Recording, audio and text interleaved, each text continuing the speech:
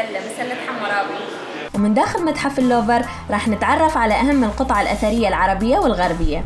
طبعا مثل ما تشوفون هذا الطابور كله على مود تفوتون للمتحف، بس يلا ما يخالف يستاهل انه تكون المسافة، بس هنا اليوم مطر.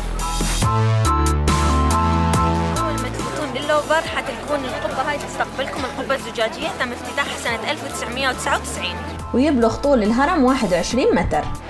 طبعا بعد جديد وانتظار أكثر من ساعة قدرنا نفوت لللوفر.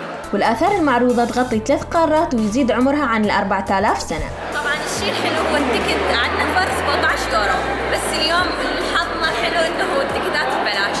واقول لكم شيء ثاني انه تفوتون هناك وانفورميشن تاخذون منها، هذه تشرح لكم كل اجزاء المتحف كله، شيء حلو ببلاش تاخذوها هني. وبعد شوي راح اخبركم شلون تدخلون المتحف بالمجان. هاي هنا عمار دا يشوف لنا المكان وين، حتى نريد نشوف لانه اكو اثار عراقيه ومصريه وايضا اغريقيه ورومانيه. هسه حناخذكم نشوف. واليوم راح نتعرف سوا على 10 خبايا واسرار للمتحف، بعضها بالفيديو والجزء الاخر بالمقال اللي راح نحط لكم رابطها بالشرح. هنا مثل ما تشوفون هسه وصلنا للجزء الروماني باللوفر. يعد اللوفر اكبر صالة عرض فن بالعالم. يعرض متحف اللوفر الدخول بالمجان يوم الأحد من بداية كل شهر فصل الشتاء، وسعر التذاكر بالأيام العادية 15 يورو، وعبر الإنترنت 17 يورو، وتقدرون تدخلون بالمجان إذا كان عمركم أقل من 18 سنة وإذا كنتوا طلبة. وهسه وصلنا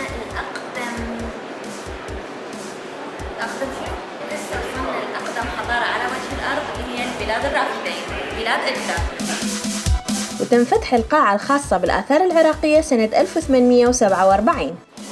هذه هنا قطع طينية حجرية منحوشة عليها بالكتابة المسمارية اللي هي أقدم كتابة على وجه الأرض. وتضم القاعة أهم كنوز الفترة البابلية والآشورية لقصر سرجون ونمرود. هنا طريقة شلون كانوا ينقشون، إنه ينقشوها على رولة وبعدين يمشون يطلع لهم الرسمة كاملة.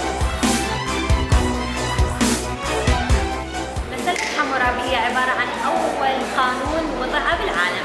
ارتفاع المسلة 8 أقدام وعمرها 4000 سنة، ويضم المتحف الثيران المجنحة اللي تحرز غرفة العرش وتمثال قلقامش الشهير. أول من صنع العجلة هم البابليون. متحف اللوفر أكبر متحف بالعالم لدرجة يستحيل على أي شخص رؤيته بالكامل بيوم واحد، وإحنا جربنا وما قدرنا نكمله. وإذا تسألون إيش قد تحتاجون من الوقت، بما أنه المتحف يحتوي على 380 ألف قطعة، وإذا استغرقتوا على القطعة 30 ثانية فقط راح تحتاجون 100 يوم. هذا الجزء الفارسي بالمتحف. وصلنا للمعلومة رقم 4 أنه المتحف يستقبل أكثر من 9 مليون زائر سنويا، يعني تقريبا 15 ألف باليوم. واستخدم المتحف من قبل النازيين كمخزن للآثار والقطع المسروقة بالحرب العالمية الثانية. هذا الجزء اللي فيه الآثار المصرية. جزء من هذه الآثار تم نقلها عن طريق معاهدات بين الدول. طبعا اكو قطع كلش قيمة، هذه تمثال للإخناتون. والجزء الآخر من الآثار تم سرقته، والسبب الرئيسي باستمرار وجوده هناك عدم المطالبة باسترجاعه. طبعا هنا عدد هائل من المقتنيات المصرية. هنا بعض المجوهرات والمقتنيات الخاصة بالزمن الفرعوني. المعلومة رقم 6، ببداية نشأة اللوفر كان يشاع أنه موطن للأشباح، ومسكون من قبل مومياء يسموها بالفيغور. وأيضا بحدائق تولوريز القريبة يدعون مشاهدة رجل يرتدي ملابس حمراء يظهر فوق قبة المتحف بالأيام المطيرة.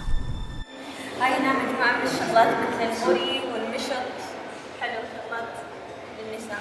كان أصل متحف اللوفر قلعة فيليب أغسطس، وتم بنائها سنة 1190 وتحول بعدها إلى قصر ملكي، وأخيرا وصل المتحف اللوفر.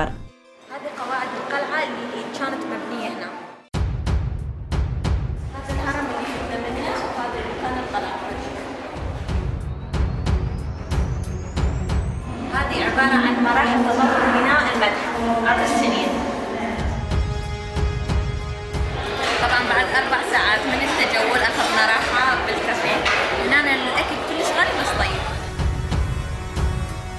طبعا اللوفر هو كان عبارة عن قصور فرنسية لملوك فرنسا بالقرن السادس عشر، وبسنة 1793 صار جزء من متحف اللوفر. وطبعا المساحة اللي يغطيها عبارة عن 40 هكتار، يعني تقريبا مساحة 35 ملعب كرة قدم، ويتقسم المتحف ل8 أقسام ويحتوي على 7500 لوحة.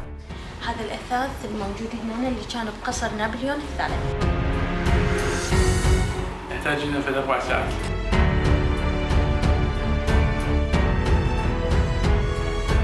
هذا تيجان بعض مقتنيات الملوك والأميرات.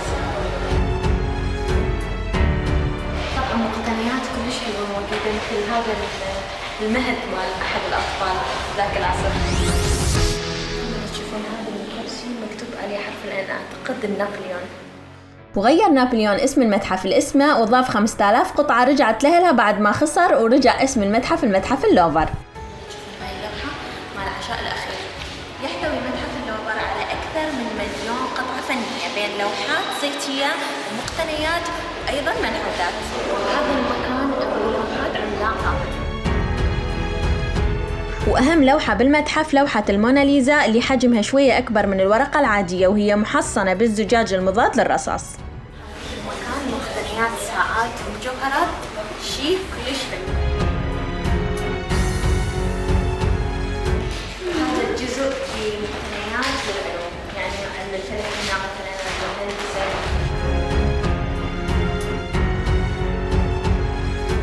نشوف هاي السيوف. وحطينا لكم رابط بالشرح تقدرون تشوفوه وتاخذون معلومات أكثر عن الحجز والمواعيد. وهنا انتهت رحلتنا بمتحف اللوفر. ولا تنسون تشتركون بالقناة ولايكات وشيرات، وخبروا أهلكم وأصدقائكم عنا، وانتظرونا ومغامرة جديدة.